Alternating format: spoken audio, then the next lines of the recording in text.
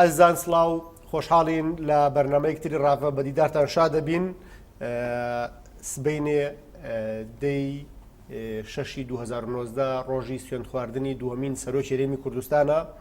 ڕێزدار نێچیروان بارزانی تەوەری بەرنمەکەمان قسەکردنە لەسەر پۆستی سەرۆکایەتی هەرێمی کوردستان و ئاڵۆگۆڕی سیاسی لە هەرێمی کوردستان و سەرپێخستنەوەی پرۆسی سیاسی لە کوردستان بە میوانداری زۆر بەڕێز و خۆشەویست مامۆستا دڵشاد نامیق مامۆستای زانکۆ پسپۆڕی زانستە سیاسیەکان. مامۆستا خۆشحاڵین و بەخێربێت. زۆر سپاس. ئەسڵاو ئێوەش. مامۆستا هەرێمی کوردستان لە ماوەی 5-6 مانگی ڕابردووە مشتومڕ و گفتوگۆ و هێنان و بردنێکی زۆر ڕێکەوتنی لایەنەکان سەردان کۆبوونەوە و بەردەوام ئەم پرسانە بوون بە پرسی میدیا و چاوەڕوانەکانی خەڵک بۆ ڕێکەوتنی لایەنە سیاسیەکان و دروستبوونەوەی پرۆسی سیاسی، یعنی مشتومڕ و گەرمگوڕێکی زۆری بدای خۆی هێناوە. دوایەوەی کە سەرۆکی پەرلەمان هەڵبژێردراوە پەرلەمان کۆبووەوە لیژانەکانی تەشکیل کرد، یاسا سەرۆکایەتی هەرێمی کوردستانی کاراکردەوەنێ، پاشان سەرۆکی هەرێمی کوردستان لە نێوان 5 کاندیدا هەڵبژێردرا. ئێستا سەرۆکی هەرێمی کوردستان یان ڕێزدار نێچیروان بارزانی وەکو سەرۆکی هەرێمی کوردستان هەڵبژێردراوە و سبەینێ بە شێوەیەکی یاسایی سوێندی یاسایی خوا و دەی 6 سەرۆکی هەرێمی کوردستان پێنێتە قۆناغی ئەوەی کە بۆ نمونە بڵێن سەرۆکی هەرێمی کوردستانمان هەیە. پێم خۆشە دیدی مامۆستا دڵشاد نامیق لەو ڕوانگەیەوە ببینم کە پێشتر گفتوگۆ و جەدەلێکی زۆر هەبوو لەسەرەوەی کە بۆچی سەرۆکی هەرێمی ترمان نەبێت، بەتایبەتی لە خولی دومی سەرۆکایەتی هەرێمی کوردستانە مشتومڕی زۆر هەبوو، گفتوگۆی زۆر هەبوو لەسەرەوەی کە خەڵکانێک هەبوون ئەگەر بۆ نمونە بە دەمامکی شەوە بێ ئەجابی خۆیان دەربڕی بۆی کە پێویستە لەم وڵاتە دەسەڵدەستی دەسەڵات هەبێ و سەرۆکان بگۆڕێن. خوێندنەوەی مامۆستا دڵشاد چییە بۆ ئەوەی کە سەرۆک مەسعود بارزانی پۆست سەرۆکایەتی هەرێمی کوردستانی جێڕان لە وەختێکە کە بۆ نمونە لە ڕۆژە سەدی و جەسەدێکی ساغی هەبوو و حیزبەکەی هێشتا حیزبی حکومڕانە، بەڵام ئێمە لەم سەردەمایە لەم قۆناغەیە لەم تێرمە تازەیە هەرێمی کوردستان ئایا پێێنێتە قۆناغێکی تری سیاسیەوانێ لەوەی کە دووەمین سەرۆکی هەرێمی کوردستانی بێت؟ بەڵێ. سڵاو بۆ ئێوە و بۆ بینەرانی ئێوە. دیارە وەک بەڕێزەوت ئەمە دووەمین سەرۆکی هەرێمی کوردستانە و سێمین خولی هەڵبژاردننی سەرۆکی هەرێمی کوردستانە. دیارە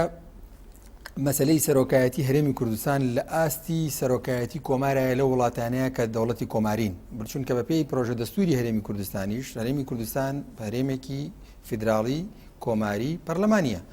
لەبەرەوە عادەتەن سەرۆکایەتی یا سەرۆکی وڵات لەم شێوازانەی حکومڕانیە تعبیرە لە کۆی نیشتیمان، تعبیرە لە دەوڵەت، تعبیرە لە مؤسسەی حکومڕانی لە وڵاتان، نە لە حیزبێکی دیاریکراو، نە لە حیزبی زۆرینە و نە لە مەسەلەن پێکهاتێکی دیاریکراوی سیاسی ناو پرۆسی سیاسی وڵاتیش. لەبەرەوە هەمیشە لەو وڵاتانەیە کە سەرۆکیان هەیە یا سەرۆکی کۆماریان هەیە یان با بڵێن وەکو کوردستان سەرۆکی هەرێمی کوردستانمان هەیە کە تعبیرە لە مؤسسەی سیاسی وڵات و لە تەواوی هەرێمی کوردستان. ئەم سمبولە بۆ خۆی بریتە لە ڕەمزی یەکبوون و یەکخستن و یەکێتی و کۆدەنگی و بریتە لە ڕەمزێک بۆ پارێزگاریکردن لە یاساکان و بۆ جێبەجێکردنی یاساکان لە کاتی خۆی و بۆ هەماهەنگیکردن لە نێوان دەسەڵاتەکانی تری هەرێمی کوردستان و هەروەها بۆ نوێنەرایەتیکردنی تەواوی خەڵکی کوردستان لە دەرەوە و لە دەرەوەی هەرێمی کوردستان و لە دەرەوەی عێراقیش و هەروەها بۆ پەرەپێدانی پەیوەندیەکانی هەرێمی کوردستان و پەیوەندیەکانی ئەم وڵاتە لەگەڵ وڵاتانی تر و لەگەڵ ڕێکخراوەکانی نێودەوڵەتی لە نمونەی UN و لە نمونەی ڕێکخراوەکەیەتی ئەوروپا و ڕێکخراوانی ترکە هەن و هەروەها پەرەدان و کارکردن بۆ باڵێن پەرەدان بە مافی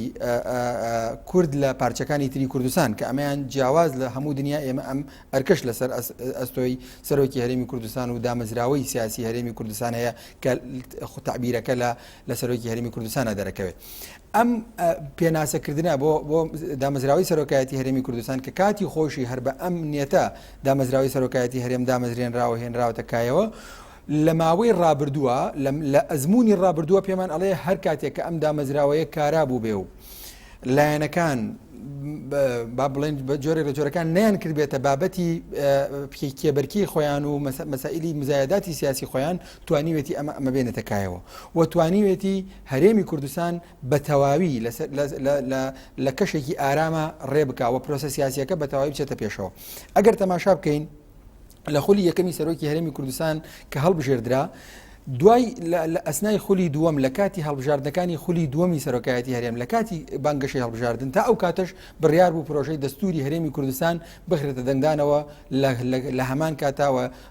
هەڵبژاردن بکرێت بۆ سەرۆکی هەرێمی کوردستان بۆ پەرلەمانی کوردستان بۆ دەنگدانی بەڵێو نەخێر لەسەر پرۆژەی دەستوری هەرێمی کوردستان لە ساڵی 2009. بەڵام لەبەر ئەوەی خودی سەرۆکی هەرێمی کوردستان تعبیر بوو لە کۆی پرۆسی سیاسی هەرێمی کوردستان و کۆی لایەنە سیاسیەکانی کوردستان کە نەڕزاییەک هەبوو لەسەر پرۆژەی دەستوری هەرێمی کوردستان لەلایەن هەندێک لایەنی سیاسیەوە ناوەڕۆکی پرۆژە دەستوریەکان پێ قبوڵ نەبوو یاخود بە نەوەیەک لە نەوەکان دژی بوون. سەرۆکی هەرێمی کوردستان ئەم پرۆژەیە ڕاگرت و توانی ئەمە بسەلمێنێ کە ئەم دامەزراوەی یەکخستنی ماڵی کوردە دامەزراوەی یەکخستنی کۆدەنگی سیاسیە لە کوردستان و پرۆژەی دەستوری هەرێمی کوردستان ڕاگیرا و لایەنە سیاسیەکان ڕازی کران بەوەی کە لە پرۆسی سیاسی بەردەوام بن و ئەمەش مای دەستخۆشی بوو. کەواتە هەر کات ئەم دامەزراوەیە نەکرابێ بابەتی مزایداتی سیاسی ئەم دامەزراوە توانیوەتی ڕۆڵی گرنگی خۆی بگێڕێ هەم لە بەرقرارکردنی ئاشتەوایی نیشتیمانی و پێکەوە کارکردن و یەکێتی خیتابی کورد و هەمیش لە نوێنەرایەتیکردنێکی ڕاستەقینە و کاریگەری خەڵکی کوردستان هەم لە دەرەوە و هەمیش لە با بڵێن جۆرێک لە جۆرەکان بەرگریکردن لە مافی گەلی کوردستان لە پارچەکانی تری کوردستان بەو شێوازەی کە ئەوان قبوڵیانە و بە ڕەچاوکردنی تایبەتمەندی ئەو پارچانە و بە ڕێگەی ئاشتیانە. بەڵام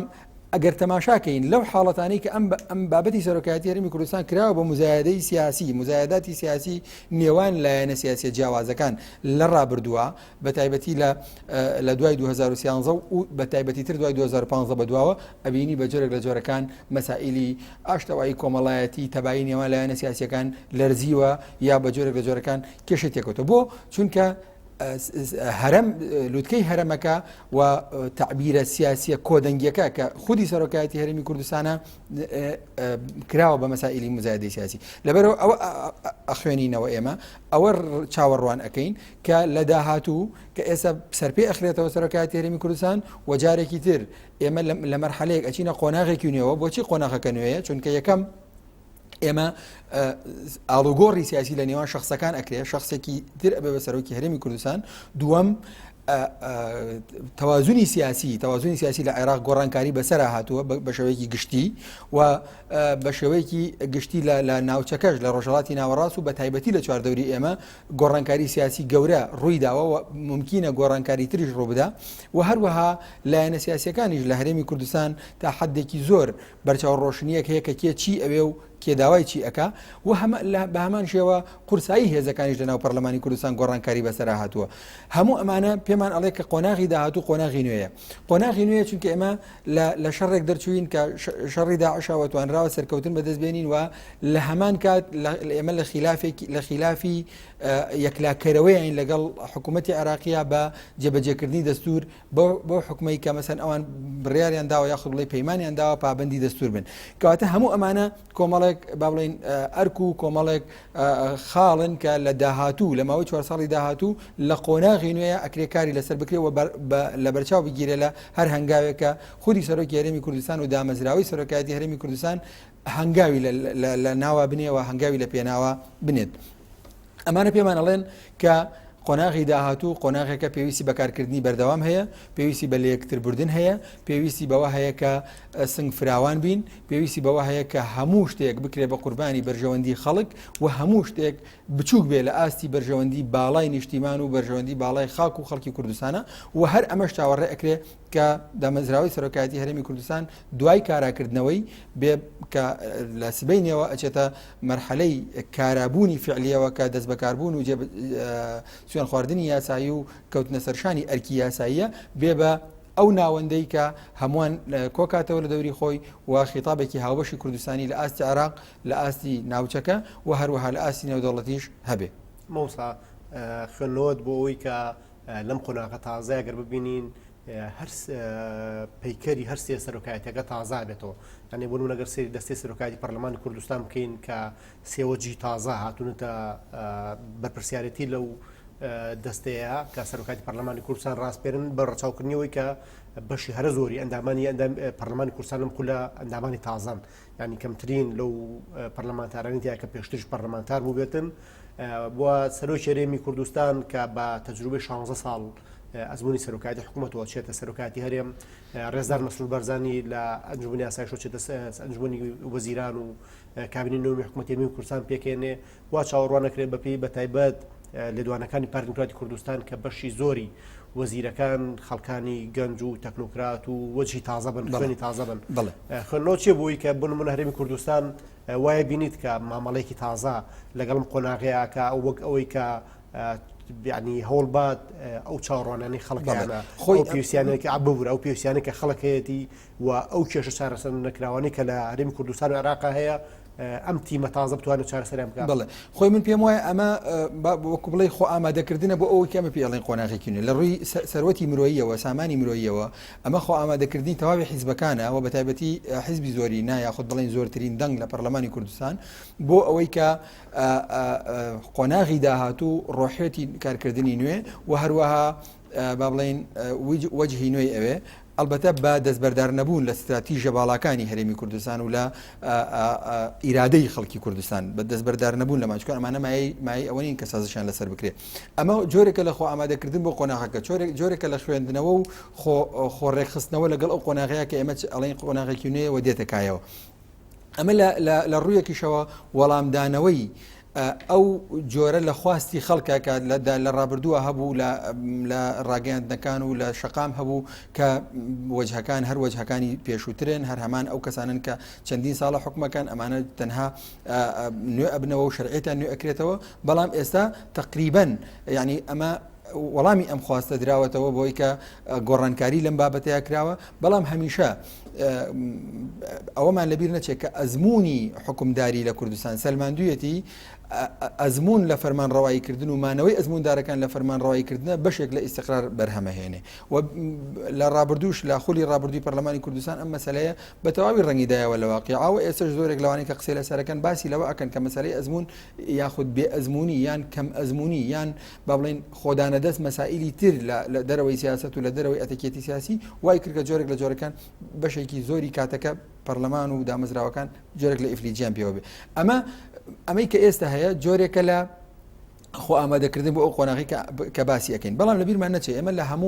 لە هەموو حاڵەتێکە ڕوبەڕووی چەند تەحەدایەک و چەند دەرفەتێک ئەبینەوە هەمووکو سەرۆکی هەرێمی کوردستان خودی سەرۆکی هەرێمی کوردستان هەمووکو دامەزراوی سیاسی و حکوومەتی هەرێمی کوردستان بە پەرلەمان و حکوومەت و کۆی دامەزراوەکان و تەواوی حیزب بەشدارەکانی پرۆسی سیاسیەوە لە کوردستان لەسەر ئاستی عێراق و لەسەر ئاستی ناوچەکە و لەسەر ئاستی نێودەوڵەتیش ئێمە و لەسەر ئاستی ناوخۆی هەرێمی کوردستانیش کۆمەڵێک دەرفەتمان لەبەردەسایە و کۆمەڵێک تەحەدا هەیە ئەگەر تەحەداکان ببەزێنین و بتوانین بەسەریان نازاڵ بین ئەو ئەگەن بە دەرفەتەکان و ئەتوانین دەرفەتەکانمان بە تەواوی بقۆزینەوە بۆ ئەوی بتوانین بگەینە سەرکەوتن لەسەر ئاستی ناوخۆیی پێویستمان بە ئەوە هەیە کە پێش هەر هەموو شتێک خیتابێکی یەکگرتوو لە کوردستان دروست بکرێت خیتابێک کە ناوی خیتابی حکوومەتی هەرێمی کوردستان بێ خیتابی دامەزراوی هەرێمی کوردستان بێ بە سەرۆکایەتی هەرێم و حکوومەت و پەرلەمان و کۆی سیاسەتی هەرێمی کوردستانەوە ئەم خیتابە خیتابی تەواوی ئەم حیزبانە بێت کە لە پەرلەمانی کوردستان و لە حکوومەت بەشداریان هەیە واتە ئەو کەسانەی ئەو لایەنانەی ئەو کارکتەرە سیاسیانەی کە لەلایەنی نێودەوڵەتی و چ لە عێراقیش کە تعامل لەگەڵ هەرێمی کوردستانەکان تعامل لەگەڵ یەک جۆر لە خیتابی سیاسی و یەک جۆر لە داواکاری سیاسی و یەک جۆر لە خواستی سیاسی ئەکەن کە خواستی هەرێمی کوردستان و حکوومەتی هەرێمی کوردستانە ئەمە زۆر گرنگە پێویستە لەوانەیە دوایی پرسیارم لێ بکەیت و منیش زیاتر ڕوونی بکەمەوە لەسەر ئاستی عێراق ئێمە تەحەدایەکی گەورەمان لەبەردەسایە مەسەلەی ئاساییکردنەوەی ناوچە کوردستانیەکانی دەرەوەی هەرێمی کوردستان و مەسەلەی یەکلاکردنەوەی خلافاتی ئابووری و اقتصادیە لەگەڵ عێراق لە ماوەی 4 ساڵی داهاتووە مەسەلەی با بڵێن گێڕانەوەی وەزعی تەبیعی بۆ ئەو ناوچانە و گەیاندنی ئەم ناوچانە بەو قۆناغانەی کە مادەی 140 دەستوری عراقی دیاری کردووە کە ئەمە پێویستی بە خواستێکی هاوبەش هەیە لە نێوان هەر هەموو لایەنە سیاسیەکانە و هەنگاوی هاوبەش هەیە و من پێم وایە کە خودی سەرۆکی هەرێمی کوردستان لەگەڵ ئەو وەک دوێنێ یەکێک لە ڕاوێژکارەکانی بەڕێز عادل عەبدولمەهدی ئەوەی ڕاگەیاند کە ئەو جۆرە لە هەماهەنگی کە لە نێوان خودی سەرۆکی هەرێمی کوردستان و سەرۆک وەزیرانی عراق هەیە ئاماژەیەکی باشە یارمەتیدەرێکی باشە بۆ ئەوی بتوانێت ئەم هەنگاوانە ئەگەر چی ماوەشی پێویست بێ بەڵام دەست پێ بک بۆ ئەوەی بتوانین لەم بوارەیە بگەین ئەنجامێک مەسلەی خلافاتی اقتصادی لە نێوان هەرێمی کوردستان و عراق مەسلەیەکی تەحەدایەکی زۆر گەورەیە لە بەردەم حکوومەتی هەرێم و لە بەردەم حکوومەتی عراقیشە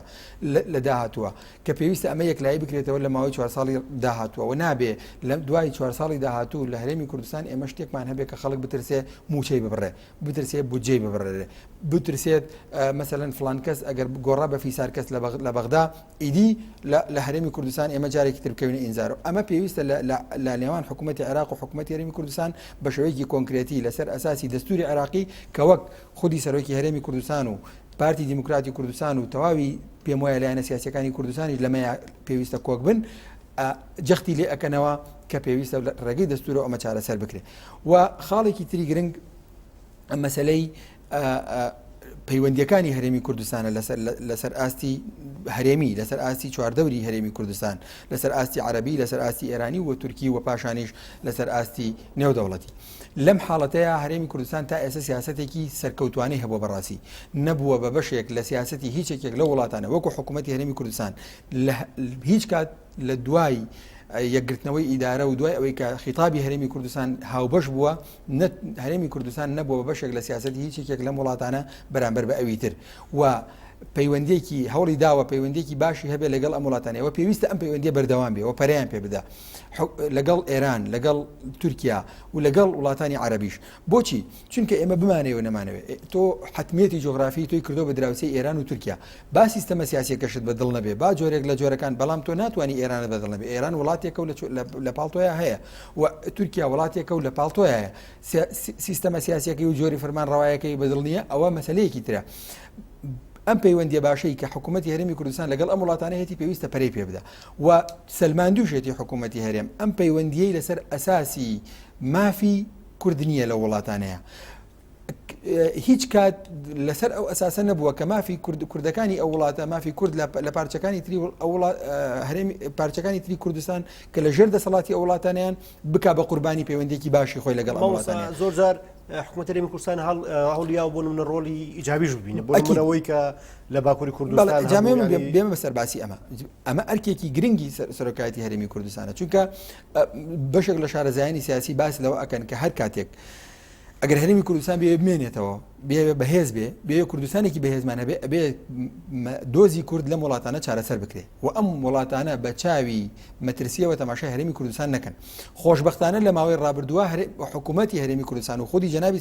سەرۆکی هەرێمی کوردستان سەرۆکی پێشووی هەرێمی کوردستان لەم بوارەیە هەنگاوی زۆر گەورەی ناوە کاکە دیدی تورکیا بۆ ئێمە دیدێک بوو وەکو خێڵەکی وەکو خەڵکێکی شاخاوی تەماشای ئێمە ئەکردووە کە مەترسێکی هەمیشەیی تەماشای کوردستانی ئەکرد لەم خاڵەوە تورکیا هاتۆتە ئاستێک سەرۆکی تورکیا سەرۆکوەزیرانی تورکیا بێتە هەولێر و لە سای ئاڵای کوردستان قسە بکە و بە جۆرێک لە جۆرەکان بە شێوەیەکی فەرمی وەکو دەوڵەتێک لە هەولێر پێشوازی لێ بکرێت ئەمە گۆڕانکارێکی زۆر گەورەیە وەزیری خارجی ئێران بێت چەند جار بێتە هەولێر و لە ڕووی دیبلۆماسیەوە ئەمە گرنگە ینی ئەمانە پێویستە پەرەیان پێ بدرێ و لەسەر ئەساسێکیش بێت بەڕاستی کە نەبێتە هۆکاری ئەوەی کە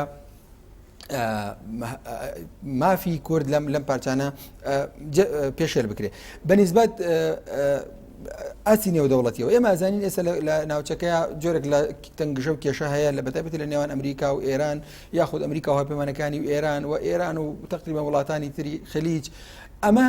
پێویستی بەوە هەیە کە هەرێمی کوردستان ئەم سیاسەتی کە تا ئێستا هەیەی پەرەی پێ بدە ئەوش ئەوەیە کە ئێمە بەشێک نین لە سراع و ململانی ئەم وڵاتانە لەوانەیە هەرێمی کوردستان ناتوانێت تا ئەخیر بەردەوام بێ لە بێلایانی کە چونکە بەدەسەڵاتی خۆت نییە لە شەڕی جیهانی یەکەم و دووەم چەند وڵاتێک بڕێراندا بێلایەن بن بەڵام لە کۆتاییە داگیر کران لەلایەن زلهێزەکانەوە و بوو کران بە بەشێک لە شەڕەکە بە بێویستی خۆیان ئێستش وایە لەوانەیە بە پێویستی خۆمان ئێمە بکرین بە طرفێک بەڵام هەتاکو و توانای هەیە حکوومەت هەرێمی کوردستان تا دەسەڵاتی هەیە تاکو ئەو کاتێک کە دەسەڵات و توانای هەیە پێویستە ئەو بێلایەنی خۆی بپارێزێ بۆ چونکە هەم ئێران دراوسی هەرێمی کوردستانە و هەم ئەمریکاش پارێزەری کوردستانە بیرمان نەچێ ئەمریکا لە چەند وێزگەیەکە هەرێمی کوردستانی پاراستووە وجودیەن هەرێمی کوردستانی پاراستووە لە ساڵی 91 لە ساڵی 2014 کە داعش هاتووە یعنی وجودیان و لە ساڵی 2017 کە حەشدی شعبی هاتوون لەم حاڵەتانە وجودیان ئەمریکا هەرێمی کوردستانی پاراستووە و ئێرانیش وەکوتم دراوسی هەرێمی کوردستانە کەواتە لە هەردوو حاڵەتەکە پاراستنی هاوسەنگی لەم نێوانیان گرانە قورسە بەڵام ضرورە پێویستە هەبێ خاڵی گرنگی تر لەم مەسەلەی پاراستنی پەیوەندی هەرە باشەکانی هەرێمی کوردستانە لەگەڵ جیهانی عەرەبیە کە ئێستا خۆشبەختانە وڵاتانی عەرەبی و بەتایبەتی جامعای عەرەبی وڵاتانی خاوەن نفوذ و خاوەن قەرار لە جیهانی عەرەبی ئەو بۆچوونەیان ڕەویوەتەوە کە وەک مەترسیەک تەماشای هەرێمی کوردستان بکەن تەنانەت وەک هیوایەکیش هەندێک جار تەماشای ئەەکەن و جۆرێک لە با بڵێن وەکو بڵێ خوپێدان و با بڵێن ناسکێشانی هەرێمی کوردستانیش پەیڕەو ئەەکەن هەندێک جار و ئەمە لەبەر چییە لەبەر ئەوەیە کە هەرێمی کوردستان لە ماوەی ڕابردوو توانیوێتی بیسەلمێنێ کە نەک مەترسی نییە بۆ سەر ئەوان بەڵکو هەنێ جار زۆر کێشەشی لە کۆڵکردوونەتەوە ئەو هەموو ئاوارەی کە هاتوۆتە هەرێمی کوردستان و هەرێمی کوردستان مەوای بۆ کردوونەتەوە و شوێنی بۆ کردوونەتەوە بە خێوی کردوون و لەگەڵ خەڵکی خۆیان یەکلایی بە یەک چاو تەماشای کردوون ئەگەر ئەمە جۆرێکە لە کۆڵکردنەوەی بارێکی گران لەسەر دەوڵەتێکی وەک ئوردن لەسەر دەوڵەتێکی وەک مەسەلەن سعودیە ئەگەر ڕێگە هەبێ ئەمانە بچنە ئەوێ ئەمە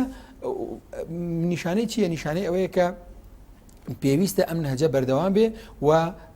دۆستی زیاتر لە ناو وڵاتانی عەرەبی بۆ هەرێمی کوردستان بدۆزرێتەوە ئەمانە کۆمەڵێک تەحەدا و کۆمەڵێک دەرفەتن هەنێکیان تەحەدایەوە بەسەرکەوتن لەگەڵ بەسەر ئەم تەحەدانەیە ئێمە ئەگەینە دەرفەتی زۆر باش و پێم وایە ئەزمموی ڕابردووی سەرۆکوەزیرانی پێشووی هەرێمی کوردستان کە ئەبێتە سەرۆکی هەرێمی کوردستان ئەتوانێت هاوکارێکی زۆر باشی بێ پشتیوانێکی زۆر باشی بێ بە ڕوئیایەکی فراوانتر لە جاران لە مەسەلەی ئەم پەیوەندیانەیە هەنگاو هەڵگرێ و ئەتوانێت ئەو دەرفەتانە ئەو تەحەدیانە بکا بە دەرفەت ئەمەسەیان زۆر سپاس بۆی کە لەسەر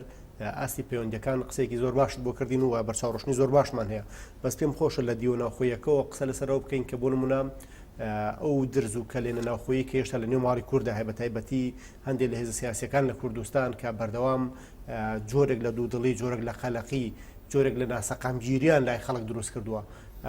پێم خۆشە سەرنجی مەوسەد شاد وەکو کەسێکی ئەکادیمی لە بواری زانستە سیاسەکان بزانم لەسەر ئەوەی کە ممکنە سەرۆکی هەرێمی کوردستان بتوانێت ئەم هێزولایەنە جیاوازانە ئەم ئایدۆلۆژیا و بۆچوونە جیاوازانە لەژێر چەتری سەرۆکاتی هەرێمی کوردستانە کۆ بکاتەوە وا بکات 4 ساڵی داهاتوو 4 ساڵی ڕوبڕووی ئەو تەحەدیانە بێت کە بەڕێزە باسەکردن بەڵێ ئێمە ئەگەر تەماشاکەین سەرۆکی هەرێمی کوردستان مەقبولە لە ڕووی سیاسی و لە ڕووی سیاسی و شەقامەوە هەم خودی شخصی سەرۆکی هەرێم شخصێتێکی مەقبول و قبول کراوە و هەم لە ڕووی سیاسیشەوە لە لای حیزبە سیاسیەکان شخصێت و کەسایەتێکی قبول کراوە ئەمە دەرفەتێکی زۆر باشە بۆ بەڕێزیان لەم بوارەیە لە ڕووی ڕقەمیشەوە بیخوێنینەوە ژمارەوە بیخوێنینەوە سەرۆکی هەرێمی کوردستان پشتیوانیەکی بەهێزی پەرلەمانی هەیە پشتیوانیەکی زۆرینەی پەرلەمانی هەیە زۆرینەیەکی مرتاحیش یعنی لەسەر و نزیکەی دوو لە سەرسەی ئەندامانی پەرلەمانی کوردستانەوە ئەمەش گرنگە ینی بۆ ئەو ئەمانە هەمووی هۆکارن و پاڵپشتن و نقطەی قووەتن بۆ ئەو خلافانی کە هەیە ئێمە دوو جۆر لە خلاف یا چەند جۆرێک لە خلافمانێ لەسەر لە هەرێمی کوردستان لە نێوان لایەنە سیاسیەکانە بەشێکیان پەیوەندی بە پشکی لایەنە سیاسیەکانەوە هەیە لە پرۆسەی فەرمانڕەواییە لە کوردستان کە ئەمە لە نێوان تایبەتی لە نێوانی یەکێتی نیشتمانی کوردستان و پارتی دیموکراتی کوردستان هەیە و تا ڕادێکش بزوتنەوەی گۆڕان کە ئەمە ینی شتێکی زۆر معقد و ئەوە نییە ینی شتێکە زۆر چارەسەرکردنی ئاسانە چونکە پەیوەندی بەوە هەیە کە پشکێک زیاتر پشکێک کەمتر پەیوەندی بەوە نییە مەسەن ئێمە بە ڕوئیای سیاسی و استراتیژی سیاسی و ئەوانەوە جۆرێکی تر لە خلافە لەسەر مەسەلین ناوچە جێناکۆکان و بە تایبەتی کەرکووک ئەویش لەسەر شخصە تەماشاکە ینی ئەویش زۆر قرس و زۆر شتێکی گران نییە کەواتە لەسەر ئەوە نییە مەسەن ئایا کەرکک سەر بە عێراق بێ یا سەر بە هەرێمی کوردستان بێ کەرکک هەرێمێکی سەربەخۆ بێ یا لە ناو هەرێمی کوردستانە بێ سەر ینی خلافەکە لەسەر ئەمە نییە خۆشبەختانە نەتەوەی کورد هیچ کەس لە نەتەوەی کورد و هیچ سیاسێک لە کوردستان جورئەتی ئەوە ناکا کە مەسەن خلافی هەبێ لەسەر کوردستانی بوونی کەرکک ئەدەبیاتی پارتی قسەیەک هەیە ئەڵێ کەرکک ئەگەر یەک کوردیشیتیانە بێ هەر کوردستانە ئەمە بۆ هەموو کوردێک ڕاستە ئەم قسەیە کەواتە لەسەر ئەساسی شخصە خلافەکە لەسەر شخصە ئەمیش هەر قابلی جێبەجێکردن و قبولکردن و چارەسەرکردنە ئەمێنێتەوە سەر مەسلەی خلافات لەسەر مەسائلی دەسەڵاتی ئیداری و کارگەڕی و ئەمانە کە ئەمە زۆر گرنگە لە ماوەی داهاتوو چارەسەر بکرێت بە شێوەیەکی قانونی و بە شێوەیەکی منتەزەم لە ڕێگەی تعلیمات و لە ڕێگەی یاسای تایبەتەوە ئەویش جەناب دەزانی لە ڕابردوو زۆر جار مەسەن دەسەڵاتە خۆجیەکان کێشەی ئەویان هەبوو یان و دەسەڵاتەکان مرکزیە ئێمە بەدەست مرکزیەتەوە گیرمان خواردووەوە ناتوانرێت سیستەمی لا مرکزی بە تەواوی جێبەجێ بکرێت ئەمە پێویستی بەکارکردنێکی ورد هەیە هەم سەرۆکی هەرێمی کوردستان وەک ڕاعی پرۆسی سیاسی لە کوردستان و هەمیش دامەزراوی سەرۆکایەتی هەرێم وەک پارێزەری یاساکان و جێبەجێکردنی یاسا لە هەرێمی کوردستان چونکە ئەمە زانین لە پەرلەمانی کوردستان کە یاسا دەرەچێ بە ئیمزای سەرۆکی هەرێمی کوردستان دەرەچێ ئەمە جۆرێک لە سەرۆکی هەرێمی کوردستان و سەرۆک کۆمارەکانیش لە وڵاتە کۆماریەکانە بەرپرسیارەتی سیاسیان ناکەوێتە ئەستۆ بۆ چونکە ئەوان ینی مەبەستم وایە لێپرسینەوەی سیاسیان لێ ناکرێت لە بەردەم پەرلەمانەکانیانە بۆ چونکە ئەوانە ئەبنە بڵین تعبیر لە کۆی مجتەمەعەکەن تعبیر لەوانە شەکەن کە دەنگیان پێ نەداون ئەتوانرێ سەرۆکی هەرێمی کوردستان مەسلەی لامەرکزیەتی ئیداری لە ڕێگەی یاسا و لە ڕێگەی پشتیوانیکردنی حکوومەت و سەرۆکایەتی حکوومەتی هەرێمی کوردستانەوە بکا بە مەسلەیەکی واقعی و زیاتر دەسەڵاتیان پێ بدە بۆچی بۆ ئەوەی ئێمە ئەزمموی حکومڕانیە خۆجێیەکانی هەرێمی کوردستانیشمان بێتە بەردەست زانین ئایا ئەو حکومڕانیە خۆجێیانەی کە لە هەرێمی کوردستان لەما کە داوای ئەەکەن و داوای دەسەڵاتی زیاتری کارگەڕی ئەەکەن دەسەڵاتی کارگەڕی ئەلبەتە نەک سیاسی بۆ ئەوەی تووشی مەترسی لێکترازان نەبین لە هەرێمی کوردستانە لە ڕووی سیاسیەوە بۆ ئەوەی بتوانین هەڵیان سەنگێنین لە ڕووی کارگەڕیەوە تا چەند توانیانە خزمەتی ناوچەکانی خۆیان بکەن بە نمونە لە ماوەی ڕابردووە لە هەندێک لە پارێزگاکانی کوردستان زۆر جار مەسەلەن ئێمە زانین یاسای پارێزگاکان ئەنجومەنی پارێزگاکان جۆرێک لە مەرکەزیەتی تایە بۆ پارێزگاکان لە ماوەی ڕابردوو ئەو چەند ساڵی کە بودجە لە هەرێمی کوردستان لە ڕێگی پەرلەمانەوە دانراوە جۆرێک لە ناشەفافی هەیە لە داهاتی پارێزگاکانە و بەشێک لەو پارێزگایانە کە داهاتەکانیان مەسەن سەرف کراوە و خرج کراوە لا مرکزیت بمانێەوە نەمانێەوە لە ڕووی واقعیەوە لا مرکزی خرج کراوە بەڵام چاودێریەکی تند و پتە و لەسەریان نەبووە کە بزانین چۆن خرج کراوە ناتوانین ئامارێکمان دەستکەوێت پارێزگاکانی کوردستان چەندێک داهاتیان هەبووە چۆن خرجیان کردووە ناتوانین ئەمەمان هەبێ لەبەرەوە گرنگە لەم بوارەشەوە ڕۆڵی خۆی بگێڕێ بە پتەوکردنی مەسەلەی لامەرکەزی لە کوردستان لەگەڵ بەهێزکردنی چاودێریەکی تند و تۆکمە چاودێرێکی تون و تۆکمە لەسەر ئەو دەسەڵاتە خۆجییانەی کە دەسەڵاتی کارگەڕیان پێ ئەدرێ و کە لا مەرکەزیەتی ئیداریان پێ ئەدرێ چونکە ئێمە ئەزانین لە واقعی کارگەڕی وهایە هەر کاتێک لا مەرکەزیەت بەهێز کرا ئەگەر چاودێری توندی لەگەڵ نەبێ گەندەڵیەکی زۆر فراوانیە تەکایەوە و ممکنە هەنێک منطقە بەتەواوی تەهمیش بن و ببنە هۆکاری ئەوەی کە خەڵکی خۆیان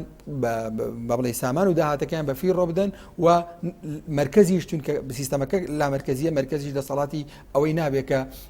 خزمەتیان بکات بەڵکو پێویستە دەسەڵاتی خۆجێی خزمەتیان بکە ئەمە مەسلەیەکی دوور و درێژ و تۆزێک ئاڵۆزە بەڵام گرنگە لە داهاتوو ئەم بابەتە بەڕاستی بێ بە خەمی هەمووان و بەتوندی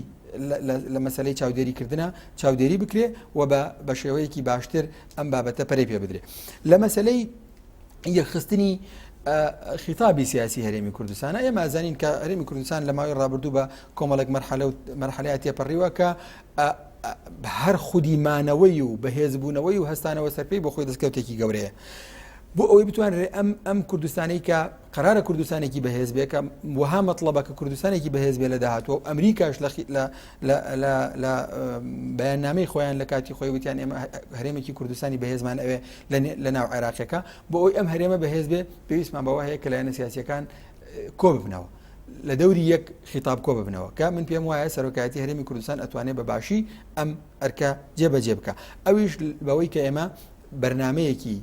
چڕۆپڕ و وردمان هەبێ بۆ دانوستانکردن لەگەڵ عێراقا بۆ ئەوەی بتوانین ئەو بابەتانەی کە لەگەڵ عێراقا کێشەمانە عێراق نەیکاتە کێشە لە نێوان لایەنەکانی هەرێمی کوردستانە چونکە ئەمە مەسلەیەکە ئەم بابەتانەی کێشانی کە لەگەڵ عێراقا هەمانە هەتا بە شێوەیەکی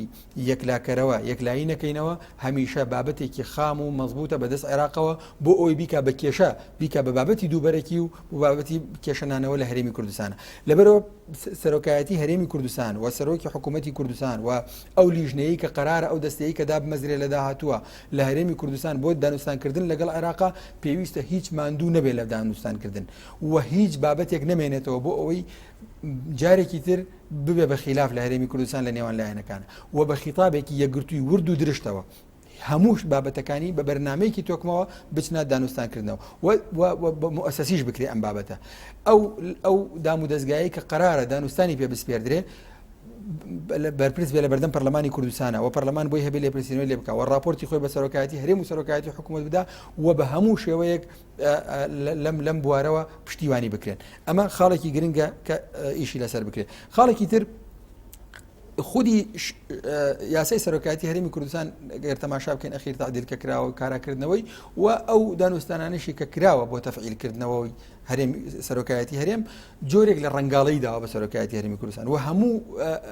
هێزە سەرەکیەکانی لە سەرۆکایەتی هەرێمی کوردستانە جێ کردوێتەوە کە زیاتر لە جێگرێکی ئەبێ و ئەلبەتە ئێمەش ئەزانین ئەزمموی جەنابی سەرۆکی هەرێم وها بووە کە جێگرەکانی دەسەڵاتی تەواویان پێدراوە دەسەڵاتی فعلی و تەواویان پێدراوە و توانیویانە ڕۆڵی خۆیان بگێڕن لە ماوەی ڕابردووە لە سەرۆکایەتی حکوومەت لەبەرەوە ئەمانیش بە جۆرێک لە جۆرەکان ئەرکەکەوێتە سەرشانیان واتە ئەرکی سەرۆکایەتی هەرێمی کوردستان لە داهاتووە لە ڕووی پراکتیکیەوە بۆ جێبەجێکردنی ئەمانەی کە باسمان کرد ئەگەر سەرکەوتوو بێ تەنها سەرکەوتنەکە بۆ پارتی دیموکراتی کوردستان نابێ و ئەگەر خوا نەخواست مەسەن لە خاڵەکاتێک لە مەرحەلەیەکیش لە خاڵێک نەتوانرێ پێشبەچوون بێتەکایەوە ئەوە تەنها شکستەکە بۆ پارتی دیموکراتی کوردستان نابێت بە مەرجێک ئەم هێزانەی کە ئێستا لە سەرۆکایەتی هەرێمی کوردستان پێگە و مەنسەبیان هەیە بەردەوام بن و بەو ڕۆحێتەی کە لە ڕابردوو سەرۆکی هەرێمی کوردستان لە حکوومەت کاری کردووە لەگەڵ خەڵکی ترا ئەمش بە هەمان شێوە ئەم ڕۆحێتەش لە لای ئەوان بێتە بوونەوە تەبەن هەموو ئەمانەی باسمان کرد پێویستی بە یەکگرتووی خیتابێکی ئیعلامی زۆر باش هەیە کە لە نێوان هێزە سەرەکیەکانی کوردستانە خیتابێکی یەکگرتووی ئیعلامی هەبێ کە خەڵکی سارد کاتەوە جۆرێک لە با بڵێن فێنکی بدا بە دڵی خەڵک لەو تەنگژە و لەو ئیعلامە ڕق و مەسەلەن ئیعلامە گەرمەی کە هەبوو هاندان و ترساندن و گەرمکردنی خەڵک و ئەمە بە جۆرێک لە جۆرەکان فێنک بکرێتەوە وا بکرێت کە خەڵکی بەفعلی بە چاوێکی ئینتیمایەکی نەتەوەی و نیشتیمانی و تەماشای دامەزراوەکان بکەن هەم حکوومەت هەم سەرۆکایەتی هەرێم هەمیش پەرلەمان و دامەزراوەکانی تر بۆ ئەوەی بتوانن خەڵکیش بتوانن لە کۆتاییە کە قەرار ئەدەن کە ڕای خۆیان دەرەبڕن ڕێیەکی سەلیم دەربڕن لەسەر ئەم دامەزراوان لەبەرەوە من لێرەوە پێشنیار ئەەکەم کە ئەم حیزبانە لەسەر ئاستی سیاسی لەسەر ئاستی دەرەوەی حکوومەت لەسەر ئاستی مەکتەب سیاسیەکانیان نازانم مەراکیزی قەراریان کۆ ببنەوە و خیتابێکی هاوبەشی ڕاگەیاندنیان هەبێ لەو ماوەیەیە چونکە هەتا خیتابێکی هاوبەش نەبێ ناتوانرێ بەڕاستی ئاراستەیەکی دروستی سیاسی بێنرێتەکایەوە چونکە مەهماکان هەنگاوی باش هەبێ پرۆژەی باش هەبێ کاری چاک هەبێ کە خیتابەکانی لایەنەکانی بەشدار لە حکوومەت هەر لایەنێک لەو لایەنانە خیتابێکی تەندروست نەبوو و یەکانگیر نەبووە لەگەڵ لایەنەکەی ترا کە هاوبەشێتی لە حکوومەت ئەوە مانای وایە گومان دروستەکەەوە ئاکا کە خەڵکیش بە گومانەوە تەماشای دەستکەوتەکان بکە دەستان خۆش بۆ سەڵشات کاتی بەرنامەکەمان تاوا بوو سوپاس بۆ هەموو شیکردن و ڕاوکردنانی پێشکەشەکردین بۆ هیواین ئەو خوێنەوە جوانی بەڕێزت وە ئەو تەمەنایی بەڕێزت بۆ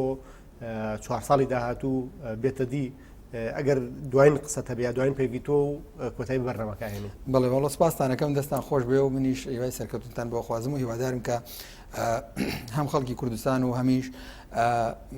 ناوچەکە بەگشتی بە 4 ساڵێکی ئارام بەڕێ بکەین و هەمومان لە سایەی میهرەبانی خوا و لە سایەی داهاتوویەکی باشە ژیان بەڕێ بکەین. مامۆستا دڵشاد نامەیەک مامۆستای زانکۆ خۆشحاڵ بووین و بەخێربێت. زۆر سپاس. ئازیزان بەم جۆرە هاتینە کۆتایی بەرنامەی ڕاڤە تا دیدارێکی تر بەخواتان ئەسپێرین و خواتان لەگەڵ.